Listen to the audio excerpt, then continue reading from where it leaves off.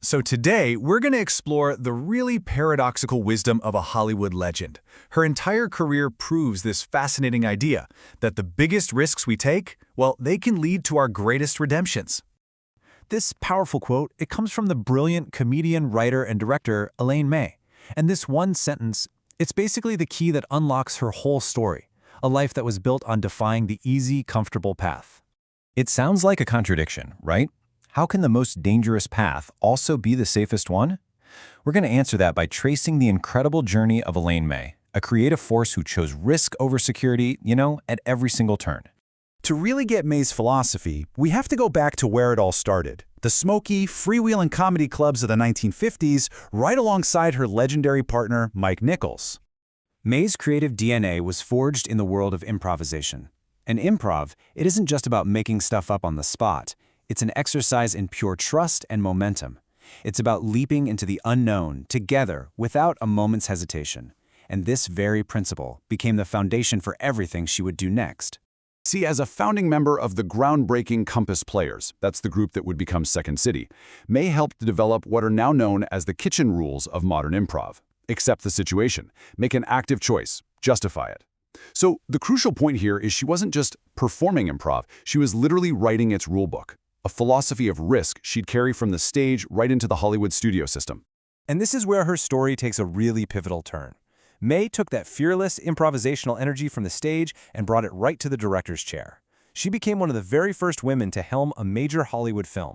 I mean, at a time when that was almost completely unheard of. And she had absolutely zero interest in playing it safe. Her films, like the dark comedy A New Leaf or the gritty gangster film Mikey and Nicky, they were challenging, they were personal and complex. And this uncompromising vision meant she was constantly battling studio execs who just wanted a simple, easy-to-sell movie. She was a true artist in a system that was really built for commerce. That relentless, uncompromising approach, well, it eventually led her to her most ambitious, most expensive, and, at the time, her most spectacular public failure. The film was called Ishtar. And back in 1987, it became more than just a movie, it became a punchline. It was shorthand for creative indulgence and box office disaster. This was the ultimate test of her philosophy. She took a monumental chance, and it looked like it had ended her career for good. But this is where the story gets really interesting. What was once seen as a universal failure, mocked by critics, a notorious bomb, it slowly began to transform. Decades later, the perception completely flipped. Critics now see Ishtar as this daring political satire, ambitious, and even a beloved cult classic. The risk itself hadn't changed, but time revealed its true value. May herself, with her classic dry wit, pointed out how absurd it all was. The film's reputation was so toxic, and it was fueled by negative stories planted by the studio's new leadership before the movie was even out, that most of its harshest critics had never even bothered to watch it. The failure was a narrative, not necessarily a reality. And the story was far from over.